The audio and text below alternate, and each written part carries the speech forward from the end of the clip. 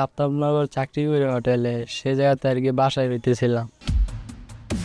গ্যাঞ্জামের মাঝখানে বইরা যায় আর কি, দৌড়া যায় বিল্ডিং এর ছাদের উপর উঠছি। সেই জায়গায় আর কি আমার পিছনে পিছনে পুলিশ গেছে। পুলিশ যায় বলতেছে 4 তলা থেকে ঝাঁপ দিবার জন্য। আমি ঝাঁপ না দিয়ে লড়ে ধরে আর কি ঝুলেছিলাম। কিন্তু একটা পুলিশ 3 তলায় নেমে আর কি গুলি করছে, সেই 6টা গুলি করছে আর কি আমার পায়ে। 3 তলায় ঝাঁপদা পড়ছি 4 তলা থেকে আর কি। 3 ঘন্টা আমি ছটফট করছি আর কি ব্যথা যন্ত্রণায়।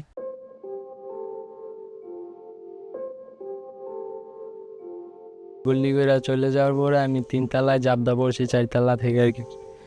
সেখানে 3 ঘন্টা আমি ছটফট করছি আর কি ব্যথা যন্ত্রণায়। তারপর 3 ঘন্টা পর আর কি ফেমাস হসপিটালের লোকজন এসে আমাকে উদ্ধার করে নিয়ে গেছে আর কি। সে জায়গায় নিয়ে শিলায় ব্যান্ডেজ করার পরে ঢাকা মেডিকেল পাঠা দিয়েছে। না, আন্দোলনে যায়নি আর কি, কাজ থেকে আর কি বাসায় হইতেছিলাম। ওই বিল্ডিংয়ে আর কি আর কোনো দিকে যাওয়ার রাস্তা ছিল না। 2 সাইডে বিজিবির গাড়ি, পুলিশের গাড়ি আইতেছিল। ওই বিল্ডিং আর কি সামনে ছিল, সামনে আর কি দৌড়াই গেছি। বিল্ডিংয়ের ছাদের উপরে ওঠার পরও পুলিশ আর কি পিছনে পিছনে চলে গেছে। সেটা ভাবছিল হয়তো ছাত্র বা আন্দোলনে আছে এইসব আর কি। কিন্তু আমি যে কাছ থেকে বাসায় উঠতেছিলাম, তারা আমাকে কথা বলতে দেয় না আর কি। বলতেছে খালি ঝাঁপ দেওয়ার জন্য আর গুলি ছাড়তেছে উপর থেকে। সেই সময় গুলি খাওয়ার পরে মনে হয়েছিল আর কি আর বাঁচবো না। হাতে মাতে যদি পড়তে চাইলে হাত ছেড়ে দিলাম, নেচে পড়ে যাইতাম।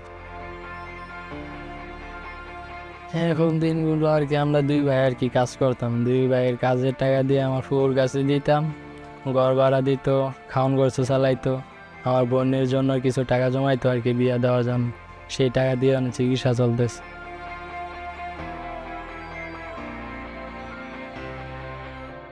3 মাসের ওষুধ লেগে দিয়েছে যে এটি খাইলে তুমি সুস্থ হবা, কিন্তু ভবিষ্যতে আর কি কোনো ওজনের কাজ করতে পারবা না আর কি, পায়ে বেশি বর দিতে পারবা না। এইসব চলাফেরা করতে পারি না, এই পা ডান লড়াইতে আর কি অসুবিধা। রাত্রে হলে অনেক ব্যথা করে। সবার কাছে একটাই চাওয়া আর কি, আমাকে যেন কিছু সাহায্য করে আমার পাড়া সুস্থ হওয়ার জন্য আর কি। যেন স্বাধীন বাংলাদেশ যত হয়েছে যেন সুন্দরভাবে বাংলাদেশটা আর কি চলে। আগামী দিনে যেন এমন মানুষ আর আহত না হইতে আর কি।